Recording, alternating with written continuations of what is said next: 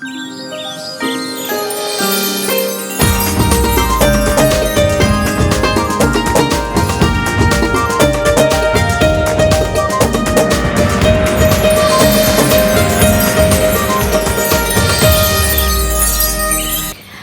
वालेकुम, खुश आमदीद कहेंगे आप सबको एक और सुबह में। उम्मीद करते हैं आप सब खैरियत से होंगे। मैं हूं हलीमा जुल्फिकार और मेरे साथ मौजूद हैं हुमायूं ज़ेब अब्बासी। और आपसे ये बात बड़ा करना ज़रूरी है कि आप बड़े ब्लेस्ड हैं कि आप इस्लामाबाद में रहते हैं, क्योंकि हमें तकरीबन मौसम की तब्दीली जो है वो हम एक्सपीरियंस कर सकते हैं। बाकी लाहौर और कराची कहीं वो कहते हैं जन्मों जन्मों में उनको ये मौसम की तब्दीलियाँ महसूस नहीं होती हैं, उन्हें सिर्फ हीट वेव महसूस होती है और जो बड़ी कड़ाकी की महसूस होती है।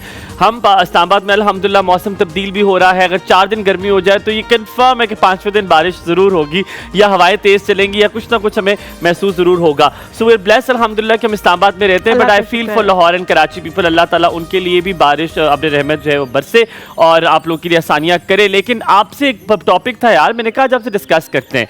मौसम अगर खूबसूरत हो तो क्या आपका मूड भी चेंज हो जाता है? लेकिन फिर मेरी अम्मी ने कहा मौसम तो 2 तरह के होते हैं, एक बाहर वाला और एक दिल वाला। तो दिल वाला अगर मौसम अच्छा हो जाए और बाहर वाला मौसम अच्छा ना हो तो क्या काम फिर भी चल जाता है? नहीं, मेरा नहीं, बाहर वाला मौसम अच्छा ना हो।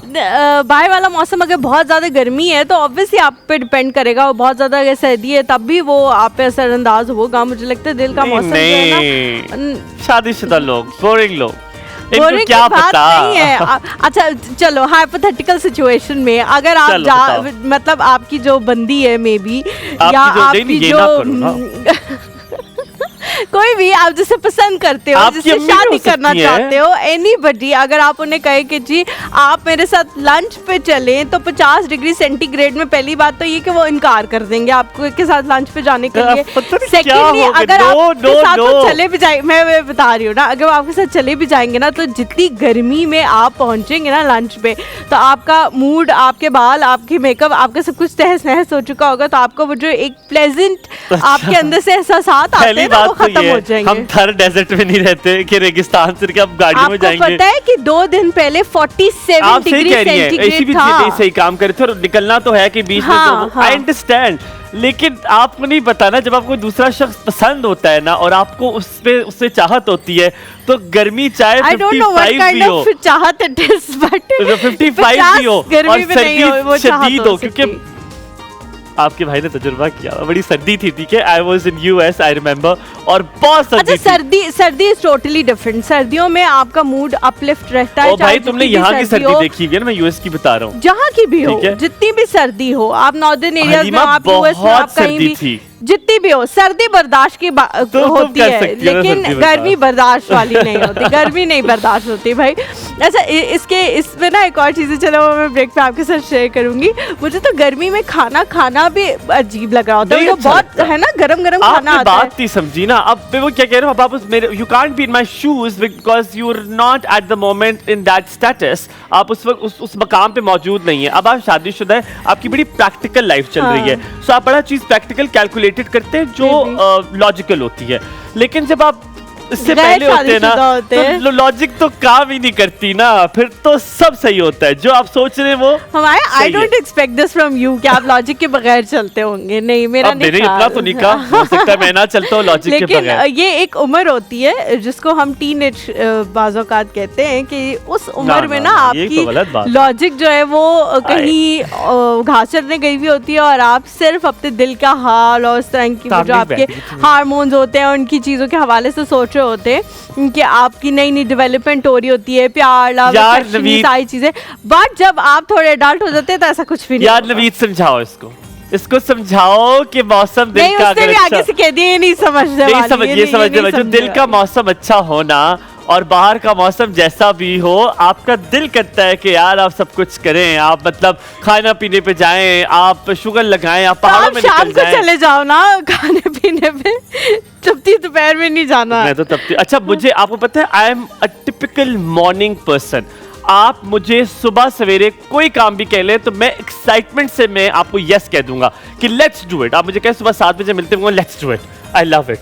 This is like Mansoor is also a morning person, और उसको बहुत अच्छा लगता है सुबह सुबह उठ के जब पूरी दुनिया सो रही होती है, चाहे गर्मियाँ हो चाहे सर्दियाँ हो, जिम जाना। तो वो बहुत इंजॉय करता है। एंड आई एम लाइक कि मैं मुझे तो इसके साथ कोई करोड़ रुपए का भी चेक दे दे तो मैं ना जाऊं। करोड़ को करोड़ कर लो तो मेरा ख्याल है नहीं, लेकिन मैं नहीं जाऊंगी जिम, लेकिन वो चला जाता है सुबह सुबह। यार ये देखो तुम नहीं जाओगी वरना तुम जा सकती हो, ये बात तो नहीं है कि मुझे लगता है हर कोई जा सकता है। पर वैसे मैं आपको ये बात बताऊं, आप मुझे जरा बताइएगा कि अगर दिल का मौसम अच्छा हो और बाहर का मौसम अच्छा ना हो तो क्या दिल करता है अपने साथी हमसफर के साथ आप अच्छा वक्त गुजारे? और अगर ऐसा हो, इसको उल्टा कर दें कि ऐसा हो कि दिल का मौसम अच्छा ना और बाहर का मौसम तबाही हो, तब जाने का दिल करेगा? पता नहीं, थोड़ा सा ब्रेक लेते हैं, ब्रेक के बाद वापस हाजिर होते हैं। आपका दिल का मौसम भी अच्छा कर दे, ये भी हो सकता है कि ऐसा नहीं होता। थोड़ा सा ब्रेक लेते हैं, ब्रेक के बाद वापस हाजिर होते हैं। कहीं मत जाइएगा, देखते रहिए एक और सोप, आपका दिन बहुत अच्छा गुजरे।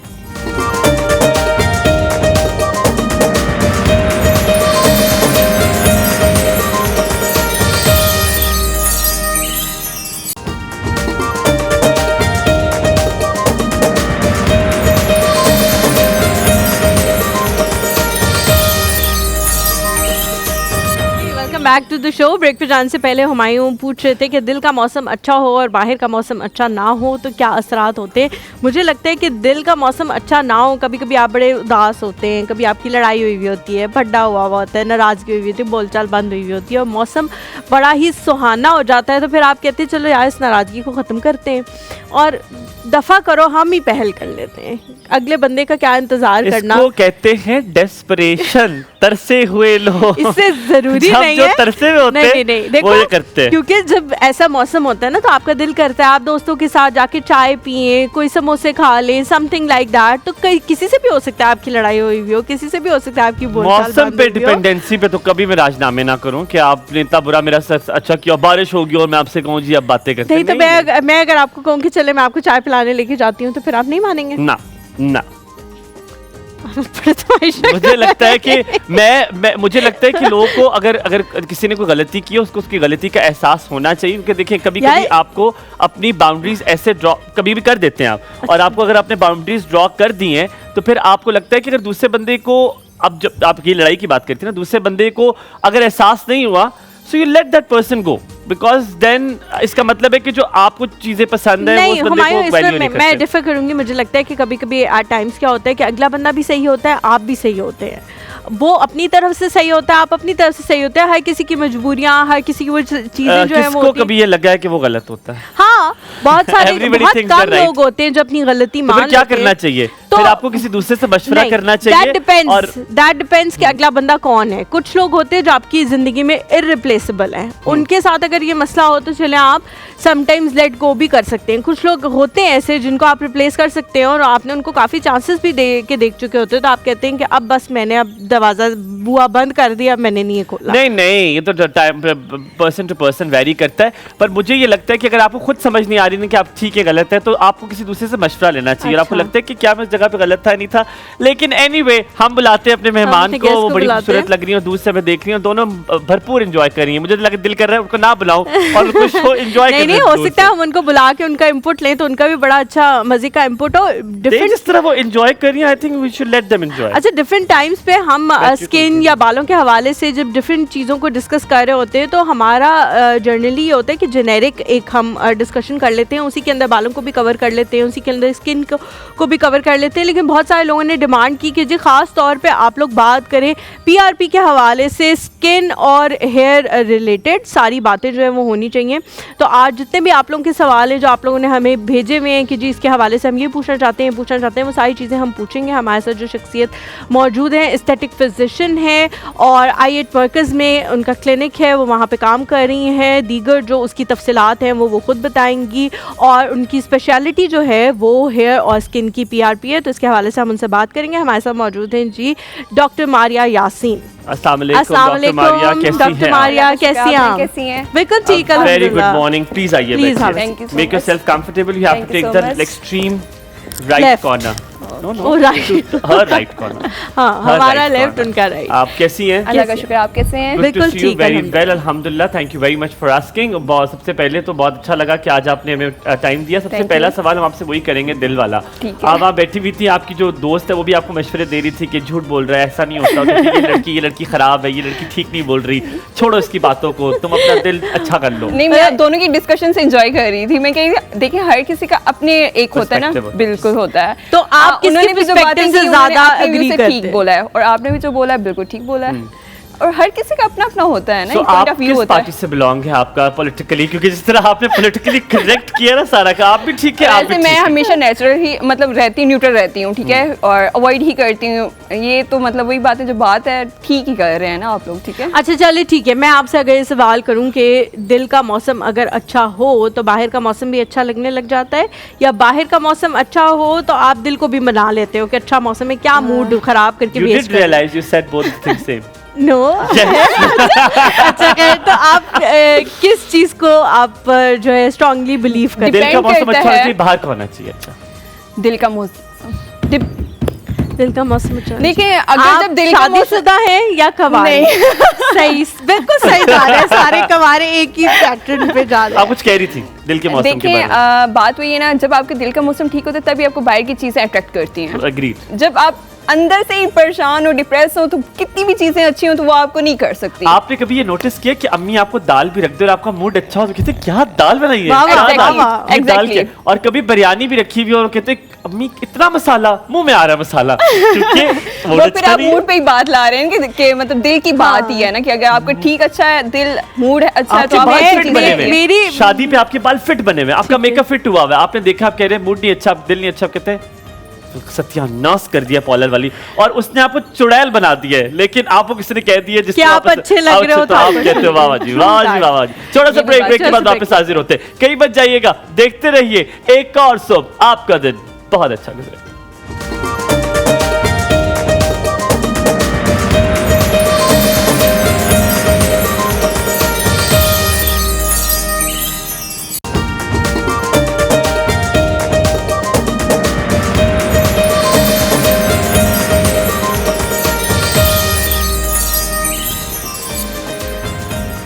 Welcome back after break. आप देख रहे हैं एक और सुबह, और यकीनन मैं आपसे ये बात करूं कि इट्स अ डिस्क्लेमर, पेरेंट्स बहुत बड़ी नेमत है। आज मेरी तबीयत ठीक नहीं थी तो सुबह मैं उठा और मेरे पेरेंट्स को पता चला कि मुझे बुखार है, and everybody was stand by, ठीक है। और मुझे अब मेरी I feel so much better, क्योंकि कल रात मेरी तबीयत बहुत ज़्यादा ख़राब हो गई थी। बट लिटरली मुझे लगता है माँ बाप के अलावा नोबडी, नॉट इवन योर बहन भाई, नॉट इवन योर फ्रेंड्स, कोई भी आपका नहीं होता। देयर ऑल सरसरी रिश्ते होते हैं, ठीक है। आपका माँ बाप इज द अल्टीमेट स्टार्ट और एंड। खत्म बात, डिस्क्लेमर खत्म हो गया। सही आपके पास से मैंने बात करनी है। मुझे बताइए, ये हमें कंफ्यूजन भी थी, आपने MBBS किया है, इज दैट करेक्ट? तो क्या MBBS के लिए एस्थेटिक फिजिशियन के लिए एक डिफरेंट MBBS होता है कि नहीं, उन्हें 5 साल की डिग्री MBBS की करनी होती है, उसके बाद स्पेशलाइजेशन एस्थेटिक फिजिशियन तब बनाता है उन्हें? ये थोड़ा सा गाइड कीजिएगा। नहीं, एस्थेटिक फिजिशियन आप लाइक MBBS डिग्री कर लें, BDS कर लें या DPT, उसके बाद आप डिफरेंट सर्टिफिकेशंस और ट्रेनिंग्स लेके कर सकते हैं, ठीक है। अगर आप स्किन स्पेशलिस्ट मतलब डर्माटोलॉजिस्ट जो आजकल, उसके लिए हमें स्पेशलाइजेशन रिक्वायर्ड होती है, लेकिन डर्माटोलॉजिस्ट भी जो आजकल है लाइक फील्ड में जा रहे हैं एस्थेटिक फिजिशियन के लिए, तो वो भी ट्रेनिंग्स और सब कुछ जीरो से ही स्टार्ट करते हैं। डर्मा की स्पेशलाइजेशन है, जैसे कार्डियोलॉजी की। जी बिल्कुल इसी तरह, जिससे आप अपनी फील्ड न्यूरो की तरफ चल जाते हैं, न्यूरो सर्जन है, कार्डियोलॉजिस्ट हैं, डर्माटोलॉजिस्ट हैं, इनके लिए आपकी अपनी डिफरेंट फील्ड आगे स्पेशलाइजेशन में आ जाती है। और एस्थेटिक में आपकी ट्रेनिंग्स हैं, वर्कशॉप्स हैं और सर्टिफिकेशंस हैं। ये आपने अपनी मेडिकल कोई भी स्टडी बैकग्राउंड होना चाहिए, उसके बाद आप इसको परस्यू कर सकते हैं। यही से सवाल है, हाउ डज इट, कितना फर्क पड़ता है एक एस्थेटिक फिजिशियन जिसने स्पेशलाइजेशन की हुई है उसके पास जाना, और फिर एक ऐसे डॉक्टर के पास जाना जिसने सिर्फ सर्टिफिकेशन की है? क्या बहुत फर्क पड़ता है, या आप सुपरविजन अंडर सुपरविजन काम करती है एस्थेटिक फिजिशियन के पास डिग्री है? देखिए फ़र्क तो पड़ता है। अगर आप एक एग्जांपल लें, आजकल नॉन मेडिकल प्रोफेशन वाले भी कंटिन्यू कर रहे हैं, बहुत से अपने एस्थेटिक क्लिनिक्स खोल के बैठे हुए हैं। देखिए जिसने एक 5 इयर्स अपने लगाए हैं, स्टडी की है, उसको सारी human body study, facial study, anatomy जिसको हम फिजियोलॉजी कहते हैं, ईच एंड एवरीथिंग आती है, उसी को आगे हम डील आउट करते हैं। मतलब it's look easy but it's not easy कि हम कोई भी चीज़ इंजेक्ट कर रहे हैं तो वो मतलब हमें पता होता है कि हाँ इधर हमारी वेन है, इधर कैपिलरी जा रही है, कितना हमने डेप्थ रखनी है, कितना सुपरफिशियल रहना है। टेक्निकल नॉलेज सारी है, बिल्कुल है। बट आप किसी एस्थेटिक फिजिशियन की अंडर सुपरविजन करती हैं, आपके क्लिनिक में वहाँ पर एस्थेटिक फिजिशियन होते हैं कि इट इज नॉट कंपल्सरी, जरूरत नहीं होती, बिकॉज आपने भी एनाटॉमी पढ़ी हुई है सारी और आपने फिलॉसफी पढ़ी। बिल्कुल, मैंने भी मेडिकल फील्ड से 5 इयर्स पढ़ा हुआ है एस्थेटिक। अब एज एग्जांपल लेते हैं कि एक डर्माटोलॉजिस्ट है, ठीक है, बिल्कुल उनकी एक फील्ड है, वो स्किन डिजीज़ को ट्रीट कर रहे हैं। अब अगर बात करें मैं उस चीज़ को नहीं ट्रीट कर सकूँ, कोई अगर हमारी स्किन डिजीज़ आ जाती है, ठीक है, लेकिन एज एस्थेटिक आप उनके प्रोसीजर्स में आ जाते हैं हम लोग, ठीक है। आप इन्वेजिव और नॉन इन्वेजिव जीरो से अगर ट्रेनिंग सारी एस्थेटिक सीखना तो वो भी उसी मतलब स्टार्ट जीरो से लेता है, ठीक है। ठीक हो गया, ठीक है। मैं पूछ रही हूँ कि आप इन्वेजिव और नॉन इन्वेजिव दोनों प्रोसीजर्स करती हैं? जी बिल्कुल, दोनों के लिए आपके पास आ सकते हैं। अच्छा, एट टाइम्स क्या होता है जब हम क्लिनिक में जाते हैं तो हम किसी प्रोसीजर के लिए जाते हैं, बट डॉक्टर या एस्थेटिक फिजिशियन या डर्मेटोलॉजिस्ट, माजरत मैंने आपको यहाँ पे कथा कलामी कि आप इन्वेसिव और नॉन इन्वेसिव दोनों करती हैं। बिल्कुल दोनों, पर इन्वेसिव के लिए it isn't supposed to be a surgeon. मैं यही पूछने लगी थी कि एट टाइम्स हम लोग जाते हैं जब किसी भी प्रोसीजर के लिए, तो जो भी बंदा जाता है उसकी ये प्रायोरिटी होती है कि कोई सर्जन जो है वो मेरा प्रोसीजर करे, क्योंकि उसको ज़्यादा बेहतर तरीके से पता है। तो आप कैसे कायल कर सकती हैं एक बंदे को कि नहीं मुझे भी उतना ही पता है जितना जो है वो एक सर्जन को पता है, क्योंकि मैंने भी सब कुछ पढ़ा हुआ है, एनाटॉमी पढ़ी हुई है, तो मैं भी बहुत बेहतरीन आपको डिलीवर कर सकती हूँ। देखिए बात वही है ना कि नो डाउट कि अगर एक पेशेंट आ रहा है, उसका एक होता है पॉइंट ऑफ व्यू कि मैंने किसी एक्सपर्ट एक्सपीरियंस बंदे के पास ही जाना है। अब जिस तरह फील्ड है प्लास्टिक सर्जन है, सर्जरीज वगैरह जिस तरह चीज़ें, कॉस्मेटोलॉजी और इन्वेसिव प्रोसीजर्स वो ही बेस्ट कर सकते हैं, ठीक है। एक कंपैरिजन देखें तो जो हाँ वो कर सकते हैं एज एस्थेटिक फिजिशियन नहीं कर सकता, बिल्कुल ऐसा ही, ठीक है। लेकिन एक चीज़ आती है नॉलेज की, प्रैक्टिस। आजकल आप देखें सब लाइक MBBS और BDS वगैरह करके एस्थेटिक फिजिशियंस बने हुए हैं, अपने क्लिनिक्स रन कर रहे हैं और सब प्रोसीजर्स भी कर रहे हैं, लाइक इन्वेसिव प्रोसीजर्स कंटिन्यू कर रहे हैं अपने क्लिनिक्स में, क्योंकि उनका एथराइज्ड है, वो कर सकते हैं, ठीक है। अब आप एक पेशेंट पे हैंड्स ऑन अप करते जाते तो आपकी इतनी महारत हासिल हो जाती है कि आप फिर अच्छा काम कर सकते हैं। मैं नाम नहीं लेना चाहती, कई प्लास्टिक सर्जन्स भी होते हैं कि आप काम अगर कंपेयर कर लें तो क्या पता वो एस्थेटिक फिजिशियन अच्छा काम करके दे रहा होगा as compare to plastic surgeon. ठीक है डॉक्टर मारिया, हम आपसे बड़े फिर जनरल प्रोसीजर्स के बारे में बात करेंगे जो कि आजकल बार बार हम एक्सेसिवली अब करवा रहे हैं, क्योंकि अब वो जो फेशियल जो सैलून्स में होते थे मेरा ख्याल है अब तो ऑब्सोलीट हो चुके हैं। मुझे नहीं लगता कोई फेशियल के लिए सैलून जाता होगा, they are going to clinics ताकि वो हाइड्रा करवा लें, कार्बन पील करवा लें, इन सब के बारे में पूछेंगे। लेकिन थोड़ा सा ब्रेक लेते हैं, ब्रेक के बाद वापस हाजिर होंगे, कहीं मत जाएगा, देखते रहिए एक और सब, आपका दिन बहुत अच्छा गुजरे।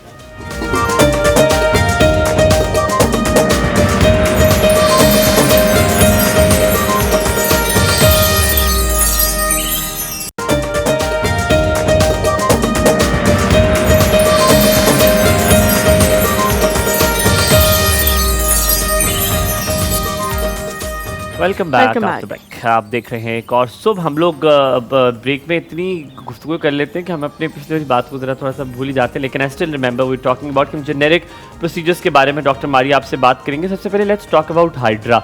हाइड्रा भी एडवांस होता जा रहा है, दिन ब दिन एक नई चीज़ आती है। वो कहते नहीं हम ये वाला सिरम भी डालेंगे, इसमें ये वाला मास्क भी डालेंगे, स्क्रबिंग भी डालेंगे। तो क्या नहीं हाइड्रा का एक ही प्रोसीजर है, एक ही जेनेरिक प्रोसीजर है कि नहीं उसको टाइम एंड अगैन आप अपने मुताबिक कोई चीज़ ऐड कर उसको इन्हांस कर सकते हैं, एडवांस कर सकते हैं? नहीं बिल्कुल। अब देखें तो अभी एडवांस में जो मशीन्स आ रही हैं 15-in-1 आ रही है। अगर हम स्टार्ट में बात करते हैं 3 years बिफोर की बात करते हैं तो 7-in-1 मशीन थी, मतलब कि आपके स्टेप्स ऐड अप होते जा रहे हैं विद द टाइम पैसेज। तो अभी जो टेक्नोलॉजी आ रही 15-in-1 है तो उसके स्टेप्स भी उसी के अकॉर्डिंग थोड़े से मोर। क्या करते पिछली वाली मशीन इज ऑब्सोलीट और फिर नई मशीन आ जाती है? बिल्कुल न्यू मशीन आ जाती है। तो ये तो बहुत ज़्यादा मुश्किल नहीं है जो जिनके एस्थेटिक क्लिनिक्स हैं उनके लिए भी? एक तो कॉस्ट क्योंकि बहुत ज़्यादा महंगी होती है, और दूसरा ये कि जिसके पास भी आप हाइड्रा के लिए जाते हो स्टेप्स डिफरेंट हो जाते हैं, लोगों को पता नहीं, समझ में नहीं आता, और हर बंदा कहता है कि हमारा वाला हाइड्रा सबसे ज़्यादा बेस्ट है। तो हमें कैसे पता लगेगा? अब आजकल जो लोग आते हैं ना वो पहले हर चीज़ गूगल करके आते होते हैं, जबकि अपनी अपॉइंटमेंट भी जब बुक करवाने तो वो यही पूछते हैं कि आप लोग कौन सी मॉडलिटी यूज़ कर रहे हैं, उनको पहले ही सारी नॉलेज होती है। तो अब वही बात है, अगर आप अपनी मशीन एडवांस टेक्नोलॉजी रखेंगे तब ही आपके पास क्लाइंट आएगा और वो सेटिस्फाई होगा, वरना एक दफ़ा कोई आएगा और फिर दोबारा नहीं आएगा। मैं ही हूँ कि मुझे तो कुछ नहीं पता, मेरे तो बस कहते हो कहाँ लेटना है। नहीं, लेकिन मैं डिफरेंट जगहों से क्योंकि कराती रहती हूँ हाइड्रा, तो 2 जगह मुझे अभी तक ऐसी हैं जहाँ पे मैं दोबारा जाने का सोच सकती हूँ, वरना अदरवाइज़ मैं डर्मेटोलॉजिस्ट के पास भी जा चुकी हूँ, मैं सैलून्स पे भी जा चुकी हूँ, और मुझे होता है कि नहीं अब दोबारा यहाँ पे नहीं आना। अच्छा, मैं हाइड्रा के हवाले से ही एक चीज़ जो बहुत सारे लोग कहते हैं, कल भी हमारे पास एक बहुत बड़ी पाकिस्तान की डर्मेटोलॉजिस्ट हैं, डॉक्टर शाइना, वो आई हुई थी, वो ये कह रही थी कि आप बहुत ज़्यादा भी प्रोसीजर्स उसके अंदर ना डालें सैलून वाले, यानी कि जी आप ब्लैक हेड रिमूवल ना करें समथिंग, क्योंकि हाइड्रा जो है वो एक बड़ा अच्छा होता है हाइड्रा में होता है, बहुत जगहों पे होता है, बस स्क्रबिंग, मतलब उनका कहना ये था कि सैलून्स वाले प्रोसीजर्स का इम्तिजाज जो है वो मिक्सअप ना करें हाइड्रा के साथ, because I think there is never a cream used in hydra. कितना ये सही है कि नहीं करना चाहिए? मैं आपको इसका आंसर देती हूँ। सैलून में बेसिकली क्या होता है कि एक तो उनको इस तरह मेडिकल प्रोफेशनल वो होते नहीं है, ठीक है।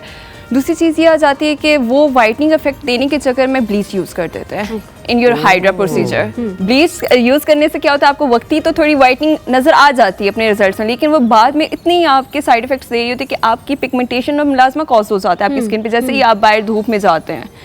और जब हम अगर एस्थेटिक मतलब क्लिनिक्स की अगर बात को कंपेयर करें कि वहाँ हाइड्रा कैसे होता है, तो वहाँ टोटली ये चीज़ें अवॉइड होती हैं। जस्ट आपके जो अपने ही मेडिकल टूल्स हैं हाइड्रा के, वही यूज़ हो रहे होते हैं। जस्ट आपकी पहले क्लिनजिंग की जाती है नीटनेस के लिए, और बाकी उसी के मेडिकल टूल्स और मेडिकेटेड सीरम्स यूज़ होते हैं। अच्छा, हाइड्रा के दौरान जो सीरम्स का इस्तेमाल किया जाता है वो बहुत सारे लोग बताते नहीं हैं, नहीं जी वो आपकी आंखें बंद हैं और उन्होंने एक फ्रिज खोला, उसके अंदर से सीरम निकाल के यूज़ कर लिया और फिर वापस रख दिया। इवन ये कि अगर आप उनसे पूछें कि मुझे बता दें आपने कौन सा सीरम यूज़ किया, मैं घर में भी ये यूज़ करना शुरू कर दूंगी ताकि अच्छा ग्लो आ जाए, तो वो कहते हैं नहीं हमें अलाउड नहीं है। इसकी क्या रीज़न है? हाइड्रा में जो सीरम एक चीज़ होती है, अगर हम बता भी दें इस तरह आप खुद बाय सेल्फ अपना प्रॉपर यूज़ नहीं कर सकते, ठीक है। कोई भी सीरम अगर बता दें घर के में, वो आपकी स्किन इरिटेशन भी कर सकता है और आपकी स्किन को डैमेज भी कर सकता है, ठीक है। हम जब हाइड्रा कर रहे होते हैं कितनी डालनी, यू नो इट, बिल्कुल ऐसे ही है, हमें पता है कि हमने कैसे, और हम जब वो यूज़ करते हैं टूल के साथ कर स्प्रेड कर रहे होते हैं आपकी स्किन में, और जस्ट वैसे आप अप्लाई उसको नहीं कर सकते हैं। ऑलराइट, अच्छा अब doctor Maria, now I have a question about carbon peel. Carbon peel is another procedure जो अब आया है, लोग अक्सर कराते हैं। उसके बाद मेरे ख्याल में उस कार्बन पील से आपका जो एक्सेसिव हेयर है वो भी रिमूव हो जाता है, तो आपको एक कॉम्प्लेक्शन में फेयरनेस नजर आ जाती है, बिकॉज ऑफ कोर्स जैसे आपकी बाल मुंह से जाते हैं तो आपको कॉम्प्लेक्शन टोन में फर्क नजर आता है। कार्बन पील कितना बेहतर है, और कार्बन पील ज्यादा कॉस्टली नहीं है, हाइड्रा से ज्यादा बेहतर है? क्या कंपैरिजन है दोनों का? कंपैरिजन अगर हाइड्रा की बात करें तो वो नीटनेस के लिए होता है, हमारी क्लिनजिंग डीप, ये ब्लैक हेड्स वगैरह निकल जाते हैं, आपकी स्किन फ्रेश हो जाती है डेली। अगर हम वुमेंस की बात करें, गर्ल्स की मेकअप हम वेयर करते हैं तो हमें हमारी ओपन पोर्स हो जाते हैं, तो हमें हाइड्रा मंथली बेसिस पे करवा लेना चाहिए ताकि हमारी स्किन नीट और डैमेज ना हो। कार्बन पील जिसम प्रोसीजर बेसिकली ये टैनिंग के लिए है। आपकी स्किन जब टैन हो जाती है, बॉयज़ को जिस तरह बाहर जाते हैं, सन रेज डैमेज कर रही है, टैनिंग कर रही है आपकी ओवरऑल स्किन पे, और आपके एरियाज बॉडी के टैनिंग हो जाती है, पिगमेंट हो, हाइपर पिगमेंटेशन जिसको कहते हैं, तो उसके लिए carbon peel is very good. उसका डाउन टाइम अपना 15 डेज होता है। अच्छा, अगर आप कार्बन पील, जैसे मुझे जैसा इंसान है, मैं प्रोसीजर्स की तरफ नहीं जाता, ठीक है, एक तो मैं तो हाइड्रा कराते हुए चीखें मार रहा होता हूँ, ये हो क्या हो रहा है, मशीन क्यों लग रही है मुझे, बिकॉज मेरा थ्रेशोल्ड बहुत कम है, ठीक है। तो मैंने तकरीबन जिंदगी में शायद 2 दफ़ा हाइड्रा कराया होगा, और कार्बन पील तो मैंने कभी नहीं कराई, बिकॉज मुझे लगता है वो उतरेगी तो बहुत दर्द होगा, ठीक है। So for me, person like me, अगर मैंने टोन अपना बेहतर करना है, अपना स्किन टोन थोड़ा बेहतर करना, और पिगमेंटेशन जो है मैं चाह रहा हूँ, और खुदा ना खास्ता मुझे है ख़त्म हो जाए, तो इस दोनों के लिए क्या कोई सीरम या कोई आप ऐसी चीज़ बता सकती है जो मैं खुद घर में कर सकूँ? जी जी बिल्कुल, बहुत से मार्केट में आजकल सीरम्स है जो आपको रिजल्ट्स भी दे रहे होते हैं, लेकिन बात वही है ना, जब एक प्रोसीजर आप करवा रहे तो आपके एक कंसर्न एरिया ये कि आप ब्रांड ना बताएं, आप मुझे सिर्फ सीरम्स बता दें कि कौन कौन से मेरे टोन बेहतर करने के लिए आप यूज़ कर सकते हो, और किस किस वक्त, विटामिन सी, विटामिन ई, इस तरह के हमें डेली बेसिस पे वैसे यूज़ भी करना चाहिए कि हमारी रूटीन ऐसी होती है कि हमें नाइट टाइम अपनी स्किन की केयर करनी चाहिए, ठीक है, जिसमें हमें एक अच्छा सा अपना लाइक फेस वॉश यूज़ करना चाहिए, सीरम और मॉइस्चराइजर रखना चाहिए। अगर हम अपनी डेली लाइफ में यही यूज़ करते हैं तो हमारी स्किन इतनी ख़राब ही ना हो। एग्रीड, जिसके लिए कोई प्रोसीजर कराना पड़ता है। बिल्कुल ऐसे ही है। कॉम्प्लेक्शन बेहतर करने के लिए क्या कोई सीरम होता है कि नहीं? आपकी स्किन टाइटनिंग का है लेकिन कॉम्प्लेक्शन बिल्कुल है। अगर हम बात करें, अगर टाइटनिंग की तरफ जाएं तो रेटिनॉल्स आ जाते हैं, वो आपके यूज़ हो रहा है। अगर ब्राइटनिंग की तरफ हम जाएं तो हमारे पास डिफरेंट ग्लाइकोलिक सीरम्स यूज़ होते हैं जो आपकी ब्राइट स्किन करते हैं, हाइपर पिगमेंटेशन को कम कर रहा होता है। ठीक है। और वो जो आप ग्लूटाथायोन के आप इंजेक्शंस लगते हैं, क्या उससे 19-20 का फर्क पड़ता है कि नहीं? बहुत ज्यादा फर्क पड़ता है, जहाँ बजा लोग वो इंजेक्शन लगवाते हैं ताकि उनका रंग बेहतर हो जाए। अच्छा, ये हमारे ना एक बहुत कंसेप्ट गलत बना हुआ है कि वाइटनिंग इंजेक्शन है ना तो इसका काम ही वाइटनिंग करना है। नहीं, ऐसा बिल्कुल नहीं है। वाइटनिंग इंजेक्शन बेसिकली लोग इसलिए भी लगवाते हैं कि वो अपनी इम्यूनिटी को बूस्ट करना चाहते हैं, इम्यूनिटी बूस्टर्स जिसको हम कहते हैं। कुछ लोग इसको ऐसा मल्टीविटामिन के तौर पे ले रहे होते हैं, मेटाबॉलिज्म स्ट्रॉन्ग कर रहे हैं। अगर हम एक कंप्लीट कोर्स कर ले तो हमारी 1 to 2 टोन इंप्रूव हो सकती है, जो कि डिपेंड करती है, बॉडी वेरी कर रही होती है पर्सन टू पर्सन, ठीक है। लेकिन वो जैसे हम एक कंसेप्ट है कि नहीं, हम अगर 6 ड्रिप्स लेंगे तो हम वाइट हो जाएंगे एकदम से, तो वो गलत कंसेप्ट है। अब मुझे बताएं, फखर भाई आपके सामने बैठे हो खड़े हुए, अब फखर भाई को हम ग्लूटाथियोन लगाते हैं तो क्या वो असद भाई बन जाएंगे? वो असद भाई सामने आपकी तरफ है, वो असद भाई मोबाइल मैजिक नहीं होने वाला, वो इस कैमरे के पीछे बैठे हुए और वो उस कैमरे में, तो क्या इतना फर्क पड़ सकता है? बिल्कुल नहीं पड़ सकता, ये नहीं हो सकता। फखर भाई बहुत सो सॉरी, लेकिन मैं इससे थोड़ा सा डिफर करूंगी। मैं ब्रेक के दौरान आप लोगों को तस्वीरें भी दिखा दूंगी। मेरी अपनी एक क्लास फेलो थी, मुझे कसम से लगा तस्वीरें फखर भाई असद भाई की दिखाएंगे कि दिखा दूंगी, देखे इतना फर्क है। नहीं, लेकिन मेरी एक यूनिवर्सिटी में एक दोस्त थी बहुत अच्छी, और उसका जो कॉम्प्लेक्शन था अच्छा खासा डार्क था, नैन नक्श उसके बहुत खूबसूरत थे लेकिन डार्क कॉम्प्लेक्शन था। आई डोंट नो उसने क्या कराया, उसने बताया हमें कि मैं प्रोसीजर्स करा रही हूँ, मैं अपना इलाज करा रही हूँ, ये है वो है फलान ढमका। और कुछ ऐसे बाद जब वो 3 महीने की छुट्टियों के बाद यूनिवर्सिटी आई तो हमें ऐसा लगा जैसे हम किसी पठानी से मिल रहे हैं। वो इतनी गोरी हो चुकी थी और अभी तक वो इतनी ही गोरी है माशाल्लाह। आई डोंट नो उसने क्या कराया, तो क्या बाकी कोई ऐसा प्रोसीजर है? मैंने यही कहा कि बॉडी आपकी पर्सन टू पर्सन वेरी कर रही होती है। अब एक चीज अगर आप उस चीज को डोज को कंटिन्यू रखते रखते हैं तो आपकी जाहिर सी बात है ग्लूटाथियोन अमाउंट तो जा रही ना आपके ऑर्गन्स में, तो अपना वर्क करती है। लेकिन अब हर इसी एक आ जाए मतलब कि हमने वाइट ही होना है, मतलब उनका हो कि नहीं, अगर हम लगवा रहे तो हम वाइट ही होंगे, तो जरूरी नहीं कि हर किसी पे रिजल्ट्स आए। अच्छा, वैसे ये बात इनकी मैं एग्री करूंगा, कुछ लोग रिस्पॉन्ड भी कुछ चीजों को बहुत जल्दी कर देते हैं। बिल्कुल। अच्छा, वापस आएंगे, हो सकता है एक और चीज हो, वो एक और चीज क्या हो सकती है? लोग रंग गोरा करने के लिए एक और हरकतें करते हैं। अब पता चल गया वो क्या वो कहने लगा। वापस आते, छोटी सी ब्रेक लेते, ब्रेक के बाद वापस हाजिर होंगे और इस वाले से बात करें, कहीं मत जाइएगा, देखते रहिए एक और show.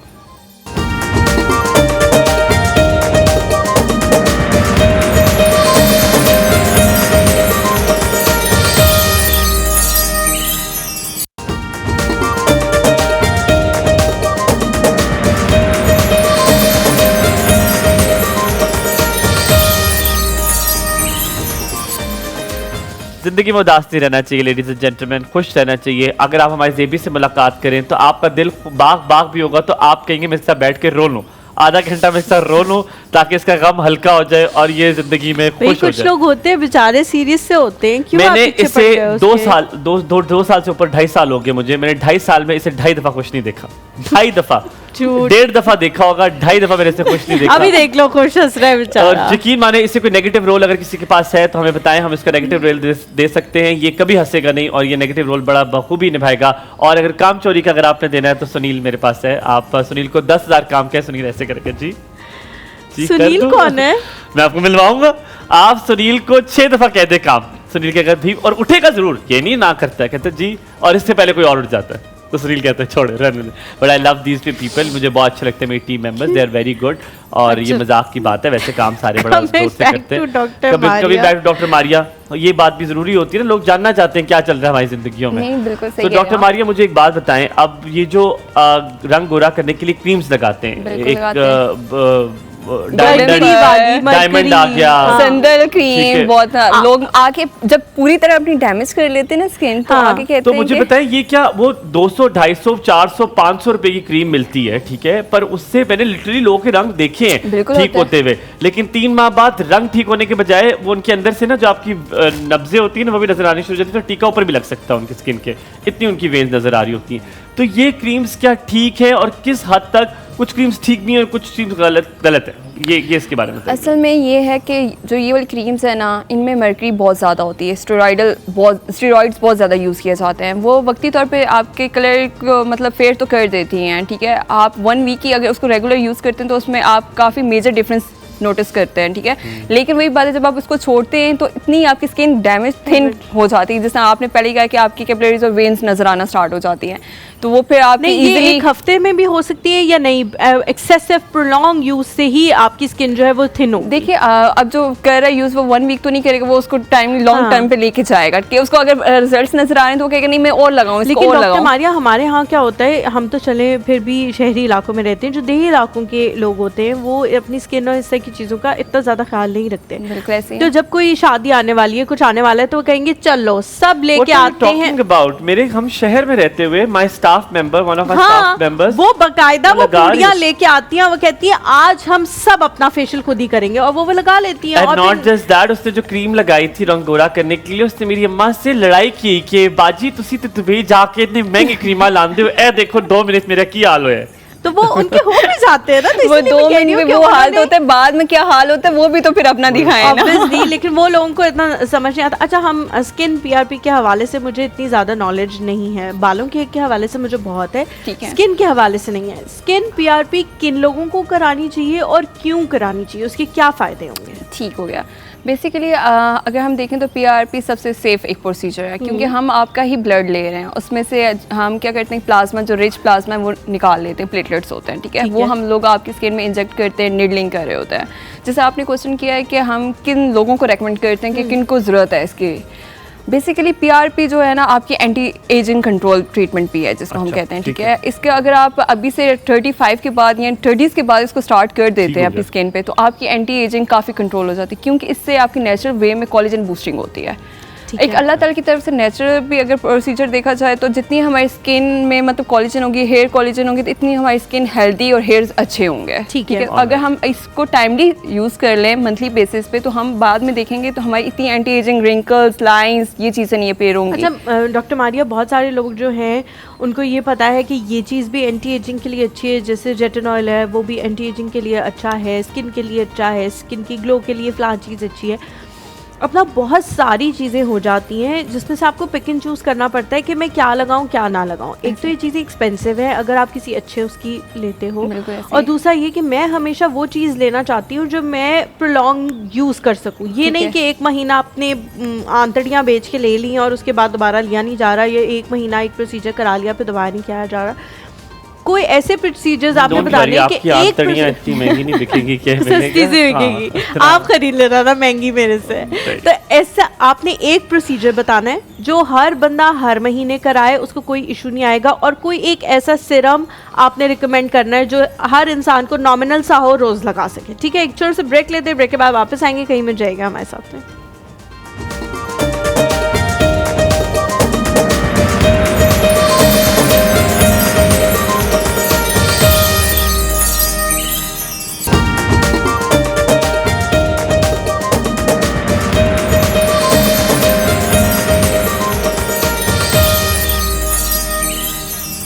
Welcome back after the break.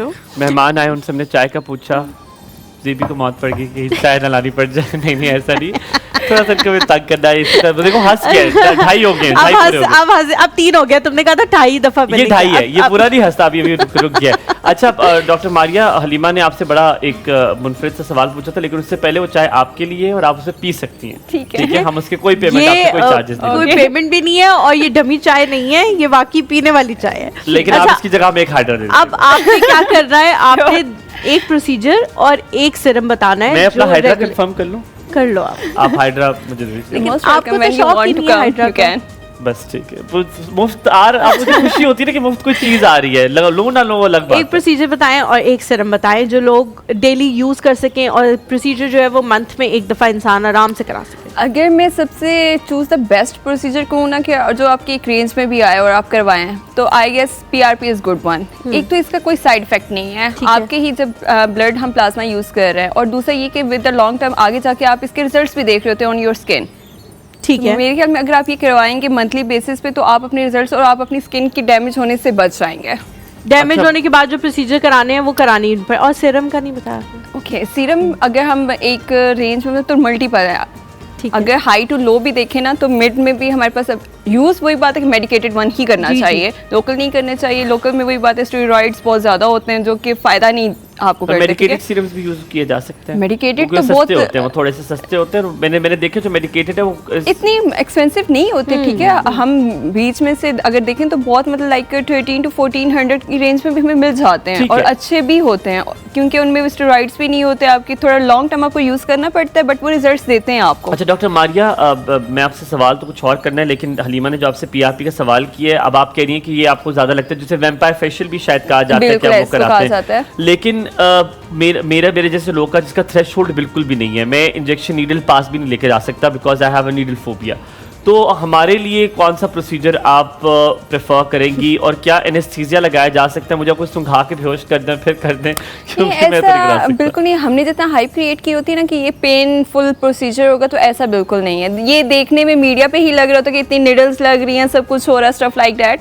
But जब आपके बाद आप मुझे कुछ और है लेकिन आपको पता है नहीं लेना चाहिए, बेहोश होना रिकमेंडेड नहीं है। नहीं, तो इसमें हम आपको लोकल एनेस्थीसिया नहीं लगाते, इसमें आपको नमिंग लगाई जाती है जो, ठीक है। अच्छा, मतलब आपकी क्रीम फॉर्म में जो होती है उससे भी आपकी स्किन अच्छी खासी नम हो जाती है कि आपको फील नहीं होता पेन। अच्छा, हमारी टीम जो है वो पीछे से कह रही है कि जितने महंगा इंजेक्शन आपने लगवाना है ना, उससे महंगा बेहोशी का इंजेक्शन है जो आपको लगवाना लग जाएंगे। और वैसे भी रिकमेंडेड नहीं होता डॉक्टर्स की तरफ से कि बार बार आप बेहोश हो। जितनी दफा आप बेहोश होते हैं जिंदगी में, जितने आपके ये सर्जिकल प्रोसीजर्स में वापस आप उठते नहीं, आपका जो वापसी का स्पैम है वो बढ़ता जाता है और एक टाइम आता है आप जैसे मैं एनेस्थीसिया जब मुझे लगता है, जब मैं अपनी सर की पीआरपी कराता था तो मुझे एनेस्थीसिया लगता है और मैं बेहोश होता हूँ और तब मुझे वो लगता है। अच्छा सर, एक मैं चीज़ यहाँ ये भी कोट करूँगी कि अक्सर एनेस्थीसिया लगाने से आपकी जो रिजल्ट्स की एफिशिएंसी वो कम हो जाती है। मैं प्रोसीजर्स करती हूँ, मैं डायरेक्ट पीआरपी करती हूँ। से मुझे प्रोसीजर का इफेक्ट कम दे दें, मुझे इंजेक्शन नहीं चाहिए, तो उसकी पेन नहीं चाहिए। अच्छा, अब आपसे मैंने पूछा सवाल जो था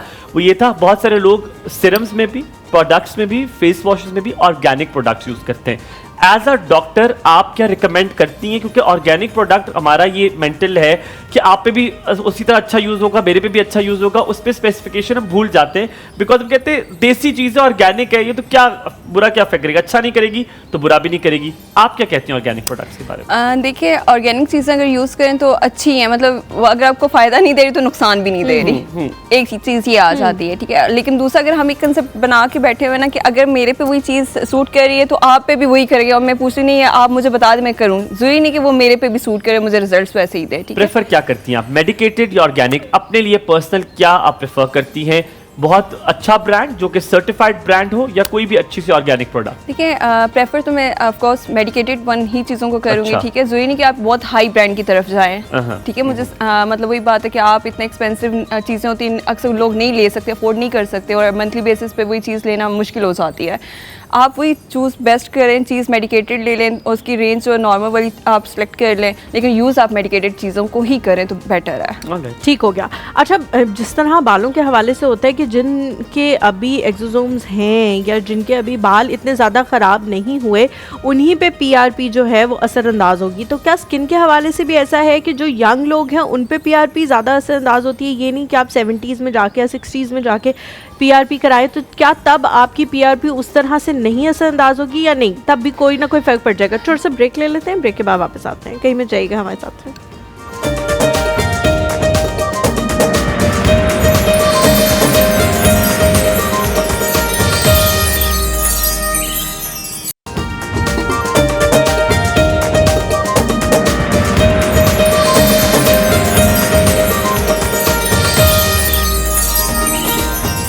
welcome back to the show. Break पे जाने से पहले मैंने डॉक्टर मारिया से सवाल पूछा था कि क्या पीआरपी का स्किन पे भी उसी तरह होता है कि बालों का, जैसा हमने सुना हुआ है कि जी जिन लोगों के होते हैं थोड़े बहुत उन्हीं पे पीआरपी असरअंदाज हो सकती है, तो क्या स्किन का भी इसी तरह है? ओल्ड एज लेडीज़ जो है जो 60+ हैं उनको क्या पीआरपी नहीं करानी चाहिए, दीगर प्रोसीजर्स कराने चाहिए क्योंकि उनकी स्किन पे वो असरअंदाज नहीं होगी? नहीं, बिल्कुल होती है। देखिए, जैसे मैंने कहा, पीआरपी आपकी एंटी एजिंग को कंट्रोल करती है और आपकी प्लाज्मा की प्लेटलेट्स इंजेक्ट होती हैं, प्लेटलेट्स जितने आपके स्ट्रॉन्ग होंगे वो आपके अफेक्ट देगी। जो ये नहीं कि आप ओल्ड एज में पीआरपी नहीं करवा सकते, वो आपके रिजल्ट्स देगी अगर आप ओल्ड एज में भी कर रहे हैं। लेकिन ज़्यादा बेटर ये है कि एक चीज़ जब आपकी ख़राब हो जाए तब आप जाके उसको करवाएं, तो स्टार्ट में अगर आप उसको करवाना स्टार्ट करें तो वो वैसी नौबत आएगी। अच्छा, my favourite doctor has said something to me, मुझे बड़ी अच्छी लगी and I love him to the core. Doctor कमाल शो पे ही थे जब उन्होंने कहा था मैंने उनसे कहा कि लोग बड़ा देर के बाद जाके ट्रांसप्लांट कराते हैं, तो मैंने कहा आपको क्या लगता है कब करवाना चाहिए? तो उन्होंने इतनी अच्छी बात की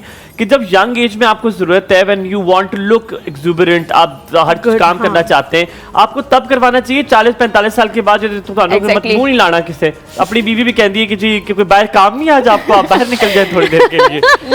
मैं आपको सही बता रहा हूँ, 45 के बाद फखर भाई को देखें, हालांकि इनको यहाँ पर चलो सुबह 7 बजे पहुंचना हो, ये सुबह 5 बजे यहाँ जाते हैं क्योंकि बीवी कहती है आप जल्दी चले जाएं, वो कहते हैं आप जल्दी निकल जाएं, आपको काम मेरा ख्याल है क्या पता आप लेट ना हो जाएं, तो ये 2-2 घंटे जल्दी आ जाते हैं। अब असद भाई प्यारे हैं, वो टाइम पे फिक्स टाइम पे 5 होते 5 बजे पहुंचते हैं टक करके, क्योंकि बीवी कहती है नहीं हाले नहीं जाना, तो सिर्फ अभी ना जाओ छोड़कर कि दिल अभी भरा नहीं, ऐसा होता है असद भाई।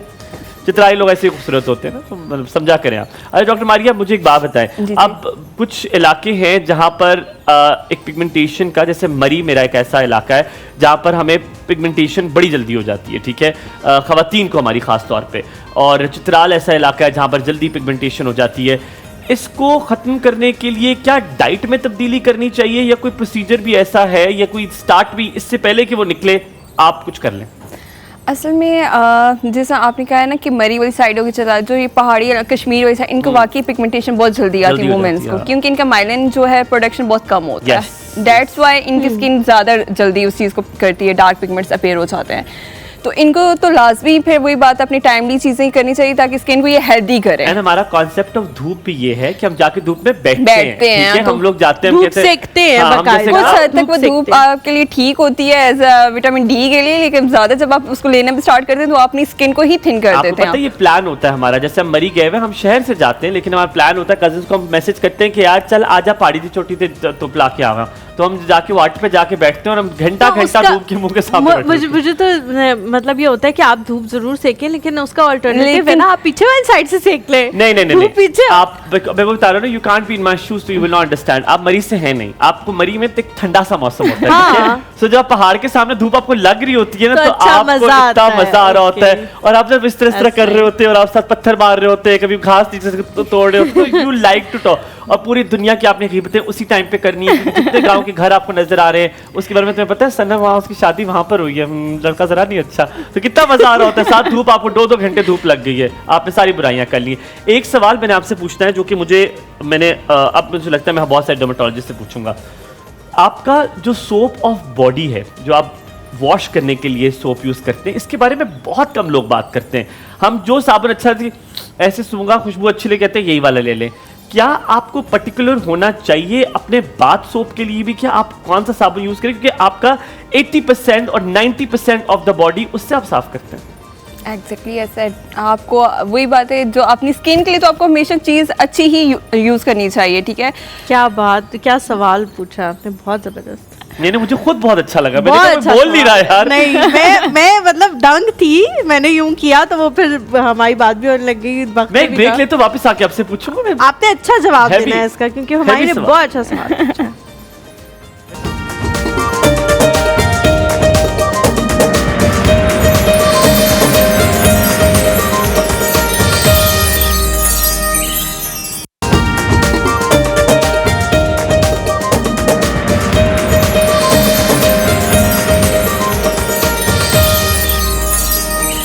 ऑलराइट, अच्छा मुझे ये बताएं कि मेरे ख्याल में बस कुछ ही वक्त रह गया, थोड़ा सा ही वक्त रह गया। जी बहुत शुक्रिया। ऑलराइट, सो मूविंग बैक, आपसे पूछा था कि लेकिन जो हमारे ने सवाल पूछा ना, ये पहली दफा मैंने सुना है किसी को ये सवाल पूछते हुए। बहुत अच्छा सवाल है कि हम लोग जो है मुंह पे तो चले फिर भी कुछ अच्छा यूज कर लेते हैं, लेकिन बॉडी के बारे में 95% ऑफ आपकी बॉडी जो है वो बाथ सोप से साफ होती है, तो उसके लिए क्या कुछ सोच के लेना चाहिए सोप?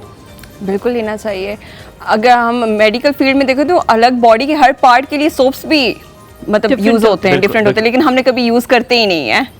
दैट्स तो वेरी जो भी लोकल हो हम चीज हमें वही खरीदनी डब हो चाहिए? गया, ये चीजें हम अपनी डेली रूटीन में यूज करते हैं, ये तो सोप है बॉडी पे ही लगना है, इससे क्या होगा। लेकिन वही बात है हमारी जब स्किन मतलब रिएक्शंस करती है, अक्सर रेडनेस अपीयर हो जाती है, ये इन सोप्स की वजह से भी होती है, लोकल यूज करने की वजह से रिएक्ट कर रही होती है आपकी बॉडी पे ये चीजें। पहली बात है। अच्छा मैं आपसे भी पूछना चाह रही थी कि क्या जो है वो यूज करना चाहिए, सोप यूज करें, बॉडी वॉश यूज करें या हैंड वॉश यूज कर लें? आपने बहुत बेहतरीन तरीके से मुझसे इसको एलैबोरेट कर दिया है। याद रखें जब भी आप बॉडी सोप लें, पहली बात आप याद रखें जर्म्स खत्म करने वाला बॉडी सोप नहीं होता, ठीक है। हम अक्सर वही सोप ले लेते हैं, that's for just for the hands. वो खुद एडवर्टाइजमेंट कर रहे हैं कि इट्स फॉर द हैंड्स, का बेसिक हैंड होता है। दूसरा, goat milk soap is very good for bathing, ठीक है, ये आर्टिकल में लिखा होता है। तीसरा, अगर आप अफोर्ड कर सकते हैं तो आप स्क्रबिंग वाला जो वो होता है, what is that, bath liquid, bath liquid, ठीक है, बाथ लिक्विड, वो आप यूज करें, इट इज वेरी गुड। जो बाथ वॉश होता है, क्या कहते हैं यार, body wash, body wash, thank you यार, बॉडी वॉश नहीं आ रहा था मुझे। स्क्रबिंग वाला बॉडी वॉश लें, खासतौर पे गर्मियों में, क्योंकि you have germs, you have dirt, you have मैल, इट गोज अवे जब आप वो करते होते। तू क्यों हंस रहा है मैल पे, तेरे पे बहुत लगी। सो आपने वो वाला लेना है, तो इट इज वेरी इंपॉर्टेंट। याद रहे पहले पहले मैं भी ये करता था कि जो जरासीम खत्म होने वाला था तो उसी को उठा देता, हम कहते यार यही वाला यूज करते, किसी ने कौन सा मुझे ये मेरे मुंडे देखने, ठीक है। But it is very important कि आप लोग जो है बड़ा सोच समझ के लें। मैं भी ये लूंगी, लेकिन इसमें दो और चीजें भी हैं। बहुत सारे लोग जो गोट मिल्क सोप भी बहुत अच्छा है, गोट मिल्क सोप भी मैं यूज करती हूँ, लेकिन वो मैं अपने मुंह के लिए यूज करती हूँ। महंगा है, हाँ, तो नहीं महंगे की वजह से नहीं, क्योंकि मैं फेस वॉश यूज नहीं करती, मैंने कभी नहीं किया जिंदगी में, तो इसलिए मैं साबुन ही इस्तेमाल करती हूँ, लेकिन ऑर्गेनिक अच्छा।